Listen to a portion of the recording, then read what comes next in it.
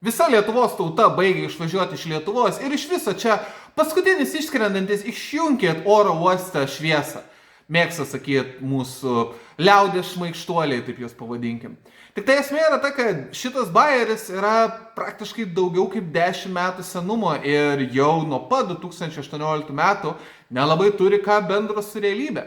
Nes matot, nuo 2018 metų kiekvienais metais į Lietuvą nuolatos grįžta daugiau žmonių negu išvažiuoja. Dėl to mes jau beveik 10 metų turim pozityvų populiacijos prieaugį.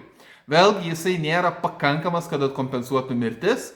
Lietuvoje yra tikrai per mažas gimstamumas, bet esmė yra ta, kad Lietuva jau pasiekė tokį lygį, kad išvažiuoti iš Lietuvos, ieškoti galbūt geresnio gyvenimo vakaruose, nebėra prasmės. Mūsų ekonomika yra palyginama, kai kuriais atvejais netgi geresnė, jeigu, pavyzdžiui, kalbam galbūt vos ne apie kažkokias tai Iberijos šalis, kaip kad Ispanija ar Portugalija, kur savo laiku galbūt važiuodavo padirbėti lietuviai, palyginus galbūt su ta pačia Jungtinė karalystė ar Vokietija, Lietuva gal netgi kažkokio lygio yra saugesnė, nes pas mus tiesiog nėra tiek daug problemų susijusių su nekontroliuojama trečiųjų šalių imigracija.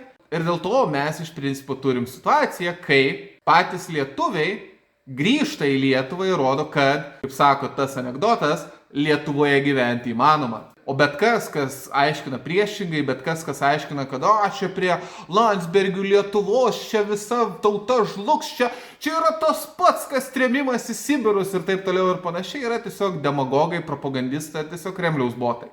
Nes Lietuva yra pakankamai ekonomiškai stipri ir mūsų pragyvenimo lygis yra pakankamai aukštas, kad, kaip ir sakau, kaip rodo oficialūs, lengvai prieinami skaičiai, lietuviai ne tik, kad nebemato prasmės masiškai išvažiuoti į užsienį, bet netgi pradėjo čia grįžti pakankamai dideliais kiekiais ir, kas svarbiausia, pas mus taip pat pradėjo važiuoti trečiųjų šalių žmonės. Taip dar kartą parodydami, kad taip, Lietuva virto adekvačia vakarietiška valstybė ir dabar mums klausimas jau nebėra, kaip prisitraukti savo piliečius atgal, nes mes tą jau padarėm, o kaip suvaldyti į mus plūstančius trečiųjų šalių imigrantų srautus. Nes kaip parodė Vakarų Europą, jeigu šitame susimauni, ilgainiui gali turėti rimtų problemų.